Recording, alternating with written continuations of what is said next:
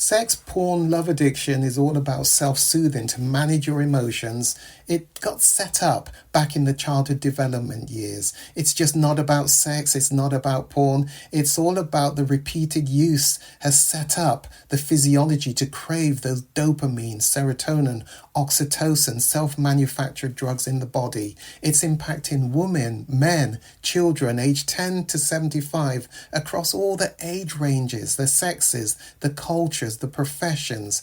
It increased exponentially during COVID lockdown and impacting so many lives. The Kairos Center has created the first online comprehensive sex, porn, love addiction. It's a video on demand recovery program which you can access from anywhere in the world and begin to see identifiable changes just within 6 weeks of beginning this weekly program. Kairos means your appointed time.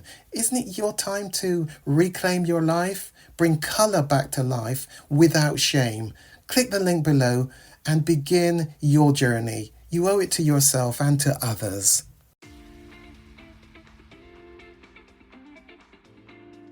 Trauma-related triggers.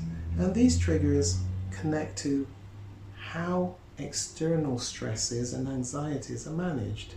Take as many as apply to you. Such things as when life is particularly stressful. Remember, we don't want you to put trauma as some massive thing that happens in a debilitating way in war-torn countries, in some major terrorist event. It's the lesser things as well that causes stress. That can be trauma. It's about its impact on your brain. The death of someone, anniversaries of those deaths. When life feels out of control. When life feels empty and meaningless. Feeling fearful, feeling powerless, feeling anxious about something. Sometimes you can't even put your finger on what that something is. You just know there's this inner anxiousness going on. Feeling depressed, feeling empty or dead inside, lacking emotion. Feeling agitated and restless, when you feel vulnerable, when you feel you should be, must be strong, should be fighting back, when your body feels tense, when your body feels numb, anything else you want to write in there. Now note, if you struggle to complete this exercise, or if you're worried that you might have forgotten some things, take a few minutes just to think over the last time that you acted out. What can you see from those last times, those situations? What were the situations, the events, the circumstances over the last 24 hours, 48 hours, the last 3 days leading up to acting out? What was going on in your life? What can you find? Let yourself go back in time and remember what was going on in your life around that time. Learning to recognize triggers takes time, and unfortunately, it often takes a few relapses before key emotional and environmental influences can be pinpointed and understood so that you can better see them. What you can see, you now get a chance to go after. Not enough just to know about what those triggers are. It's important that you then start to take steps to manage those triggers. So this exercise is about avoiding emotional and environmental triggers. A key element of relapse prevention is planning. By thinking ahead about your personal circumstances and lifestyle, you can work out where and when you're most likely to hit triggers with a view to avoiding them. So we said it's not enough just to know what your triggers are. You've got to start to manage those triggers. For example, if you know that anger is a trigger, and that anger rises when you're in traffic jams. Now it sounds a bit trite to say then leave more time for your journey. And yet, as trite as that may be, that might actually represent the truth of managing that particular situation. Very basic, but it is a way of managing your emotions. Limit the likelihood of it happening. A common trigger for many people is simply having the opportunity to act out. For example, too much free time on your hands, spare cash, perhaps being alone in the house, the family has gone away, your partner has gone away, is going away, internet access not been blocked.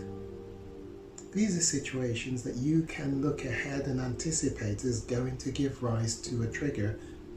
You've got to put some things in place to manage the eventuality that is going to happen.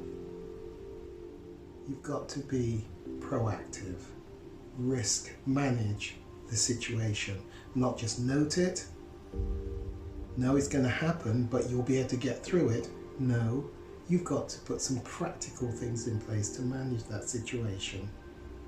The following exercise, which I'm giving you as a part of this particular session and task, is one that encourages you not just to think about the temptations, the triggers, but also what you might do to support, to help yourself through them. And so it's set out in the form of a table. At the top are two columns. The column at the top is entitled Dangerous to Recovery. The second column to its left, or to the right I should say of that, is Supportive of Recovery. So, dangerous to recovery and supportive of recovery. And here are the things that you are being asked to look at under each of those headings. And you're being asked to write in at least 3 things in each of these boxes. The first one is your emotions. What do you know are the situations which are dangerous to your recovery when it comes to your emotions? Write in 3 things that you know about yourself in relation to your emotions and dangerous to your recovery. Then write in 3 things which you know are supportive of your recovery, you continuing to keep your sobriety, to avoid relapse. Things that are supportive of your recovery in terms of your emotions. The next one, routines and events, activities that you get involved with. Which of those activities are dangerous to your recovery? Write in 3 things. And then, what things are supportive of your recovery in relation to those activities, including avoidance? And then the last one is people and places. The people that are, the places, which is very much your environment, dangerous to your recovery. People to avoid, places to avoid. And which ones are supportive of your recovery, people you want in your life. And we're going to do some work when we look at the relapse prevention tools about the support structure of people that you need solidly built around you in your inner circle, in your middle circle, in your outer circle. That will make sense later.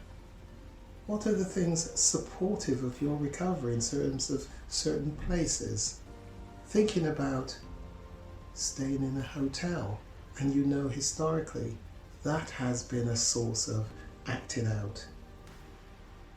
What might you do to enhance your ability to get through that hotel stay and maintain your sobriety? Come back with that homework, and that's something, having completed that homework, maybe you'd want to book in a session with me for us to talk about what you've written on your sheet, but the whole subject matter of managing your triggers, having identified what they are.